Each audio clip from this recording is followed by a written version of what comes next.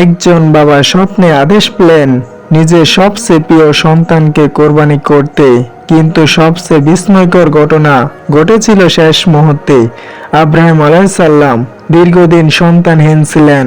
বহু দোয়ার পর আল্লাহ তাকে একটি পুত্র সন্তান দান করেন, ইসমাইল আলাইহিসসালাম। ইসমাইল আলাইহিসসালাম বড় হতে লাগলেন। বাবা ছেলের মধ্যে ছিল গভীর ভালোবাসা। এক রাতে আব্রাহিম আলাইহিসসালাম স্বপ্ন দেখলেন তিনি তার প্রিয় সন্তানকে আল্লাহর জন্য কোরবানি করছেন। নবীদের স্বপ্ন ছিল ওহী, তাই তিনি বুঝলেন এটি আল্লাহর নির্দেশ। তিনি ছেলেকে বললেন, হে আমার প্রিয় পুত্র, আমি স্বপ্নে দেখেছি যে তোমাকে কোরবানি করছি, তোমার মতামত কি? তখন ইসমাইল আলাইহিসসালাম এমন উত্তর দিলেন যা আজও ইতিহাসে অমর, হে আমার পিতা, আপনাকে যা আদেশ করা হয়েছে তাই করুন।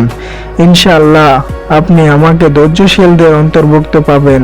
এরপর বাবা ছেলে আল্লাহর আদেশ পালন করতে প্রস্তুত হলেন। সবকিছু প্রস্তুত, ছুরি চালানো হলো, কিন্তু বিস্ময়কর ঘটনা ঘটল। আল্লাহ ইসমাইল আলাইহিসসালামকে রক্ষা করলেন এবং তার পরিবর্তে একটি দুম্বা পাঠালেন কুরবানির জন্য। এটি ছিল মানুষের নয়, ঈমান ও আনুগত্যের পরীক্ষা। আল্লাহ আমাদের সম্পদ ও রক্ত নয়, আমাদের তাকওয়া ও আনুগত্য দেখেন।